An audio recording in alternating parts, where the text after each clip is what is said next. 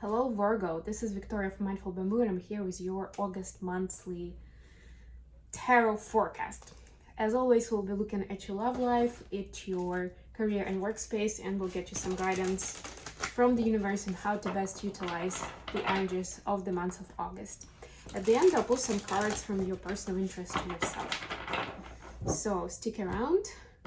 Today, we're going to be using the Muse Tarot.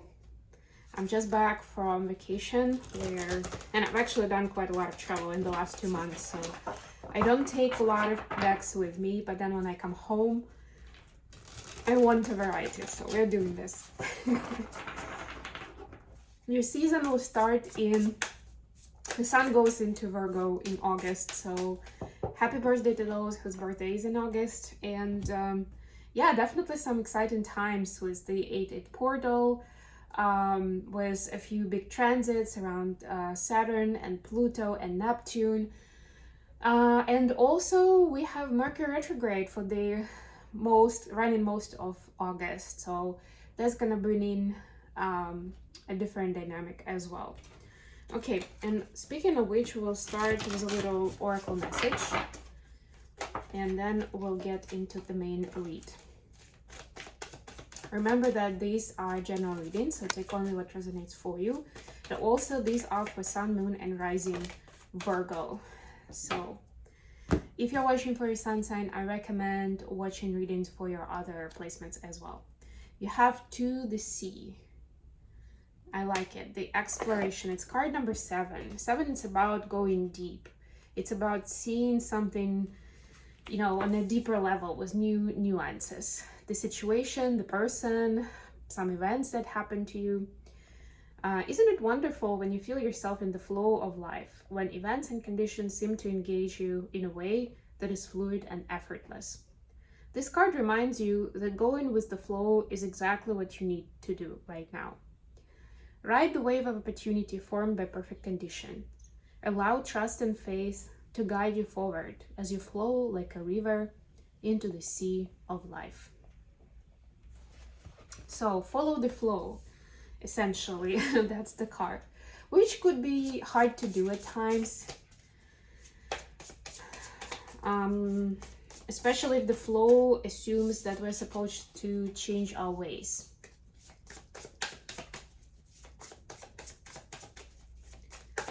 Okay, so for your love life, you have 8 of Materials, the Fool, could be dealing with an Aquarius, and the Hierophant could be dealing with a Taurus. Interesting. That's actually the Fool is exactly what we were just talking about, was the flow and faith.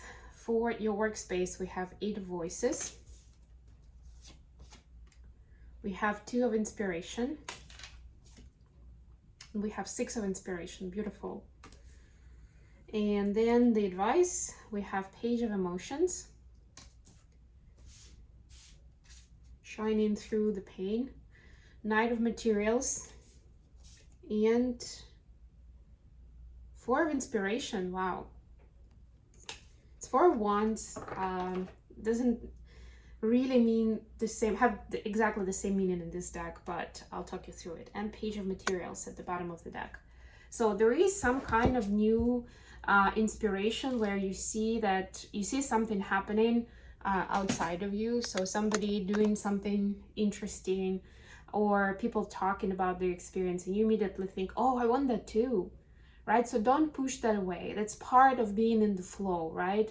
If you were attracted to the thought of it, to doing it, to being it, you're attracted to it for a reason, right? You're supposed to look closer at it, to give it a chance, and don't think like, oh, what will people think? Or, yeah, this person is gonna make fun of me because I'm kind of like following in their footsteps, and when they did it, now I want to do it. That is completely irrelevant. But that information came into your environment so that you can get that hint, that's a sign from the universe, and you can follow the flow with it. And speaking of which, there is definitely a lot coming in for you in terms of your personal relationship, right? And I see that there's a lot that you respect and you admire about this connection, about this person, and they do as well, maybe in a little bit different way, but in general, you're aligned on your values, on how you want to build your life, and it's great. But you also understand that there is some rigid energy, right? And that's where you can also, even if you feel that that's entirely or mostly on the side of your partner, start with you. And that's part of the faith, part of the going with the flow, right? You know that there is something on your side as well that would be good to heal, that would be good to unblock, right? To remove the blocks, so that the energy flows more easily and it's easier to work out the differences, even if there are some, right? So this is for you to see how you can do it. What kind of effort can you make? And even if your person on the surface of things is not ready to just like go and change, you will see miracles coming in when you start making changes on your side. For your career space, definitely there's been some unfortunate flow of events recently, whether it's a failure of your plans, something didn't come together, you didn't get the profit, whatever it was, it's still haunting you. Even if it's long in the past, you're still thinking about it, you still have some kind of guilt behind it, right? But the universe is showing you new opportunities and new choices that really, where you really have a chance to shine and bring yourself out and about, in the spotlight, especially if you feel like there is a redemption needed after what happened in the past, whether it was your responsibility that it didn't work out, or you were just in the wrong place at the wrong time, but you feel like somehow your reputation was tainted, and this is your chance to shine again, right? But again, this choice is not necessarily going to be super obvious and super easy to make. So follow your intuition, ask for extra guidance if you need it, but make sure that you're really following through and having faith in something new to come in, that this is another chance that the universe is giving you. It's not a test to punish you, but it's a way to inspire you. And speaking of which, we actually have a little bit of everything here in the advice phase. But yeah, so you have the in the original tarot, it would be the cups, the pentacles, and the wands. We don't even have the swords, but which is like words and thoughts, but everything else you do have. And it's very important to align your actions and what's going on in your 3D life with your feelings and what you're manifesting energetically. And I know that may sound like too much to handle at the same time, but it's easier than you think.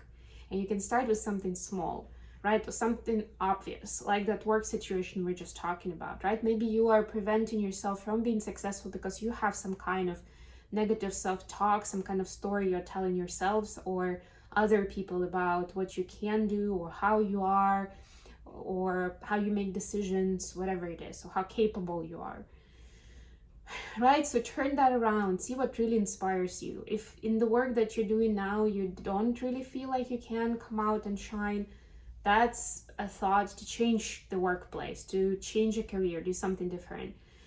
It's not really advisable to do that during Mercury retrograde, I must admit, so be careful with that.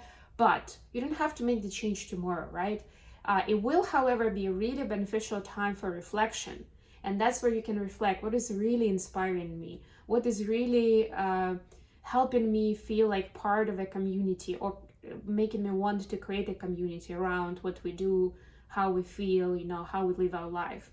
Whether it's personal or professional, doesn't matter, right? And focus on that. And you'll see how the rest of it will come around, like it's gonna come up. Like if it's right now too hard to try to handle the career space, maybe there's hobby that you want to take on that it's pretty obvious that you should make time for it and do it. Focus on that. And then as your energy shifts, as you're becoming more open to information in your consciousness, then more signs, more insights will come in terms of your workspace, for example, or about your relationship and what is necessary to work on. The information also comes as we become ready for it. All right, let's get some messages for Virgo from their person of interest. Messages for Virgo, please.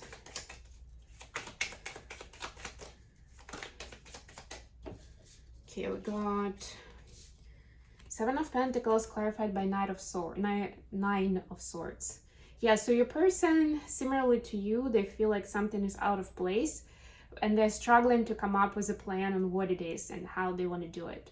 They understand that they're not making you happy the way that they would like to. They understand that there's not enough balance in the relationship the way they would like to.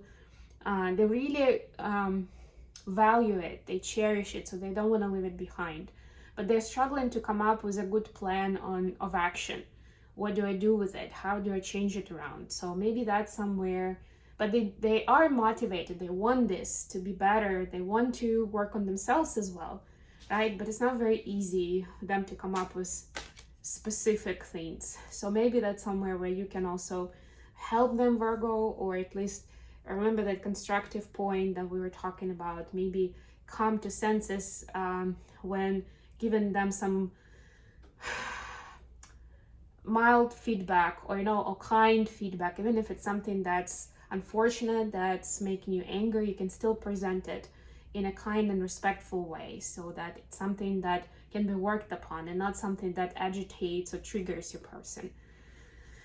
Okay, I'm gonna leave it here. Thank you so much for joining in. If you like my videos, don't forget to like, to subscribe to my channel, and to share it with others. And if you want a personal reading, I do those as well. You can check out my website, mindfulbamboo.com, or email me with your requests and we'll figure it all out.